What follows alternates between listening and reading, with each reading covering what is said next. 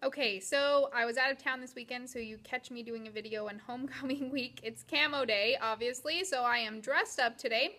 Camo day is probably better than mismatch day, which is what I will be tomorrow. So anyway, I wanted to do my vlog for last week.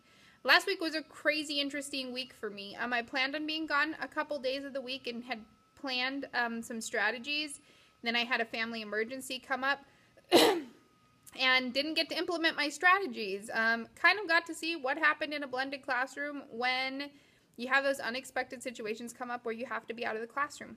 So Monday, I did another task. Felt like I'm really starting to get the hang of kind of how to teach the tasks.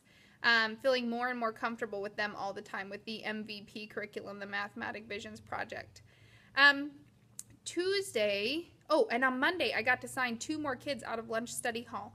So that was super exciting. I had kind of a cool moment. I had a student who I've had to kind of be on last year and this year. Had to kind of ride them. Unfortunately, I've had to give them some disciplinary actions. I've really tried hard to go by the principle of every day's a new day. And every single day when they walk in, I give them a fresh start.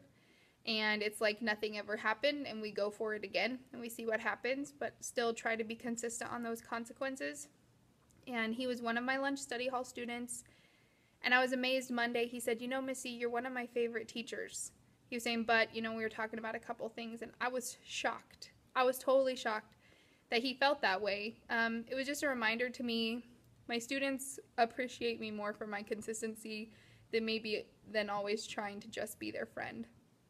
And so this year has been a bit of a challenge for me in certain areas, but just reminded that a great teacher does the things that are difficult. It doesn't always win you a bunch of brownie points, but you do it because you care about students.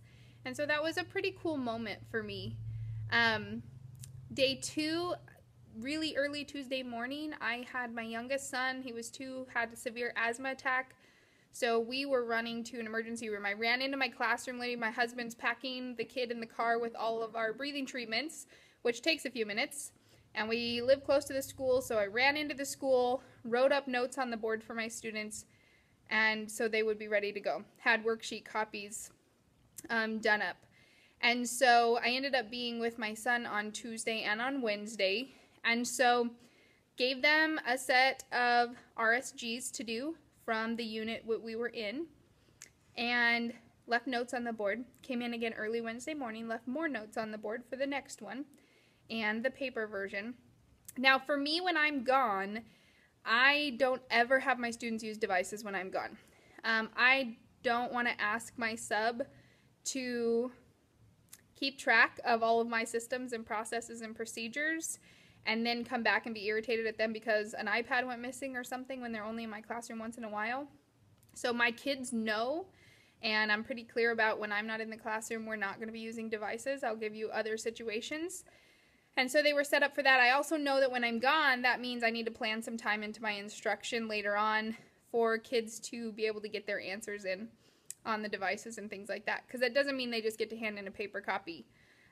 They still have to put everything into the portal. So when I got back on Thursday, I was actually pretty happy with how things went. Honestly, just being out for 2 days, I was kind of, normally that's kind of crazy and a disaster. I didn't have a lot of time to prepare. And so I got back and I did some run-through examples to kind of re-hit. It was great, actually, because they had already seen the material. And so they knew exactly what they needed to ask questions on. And we had already done some tasks that led them into these problems.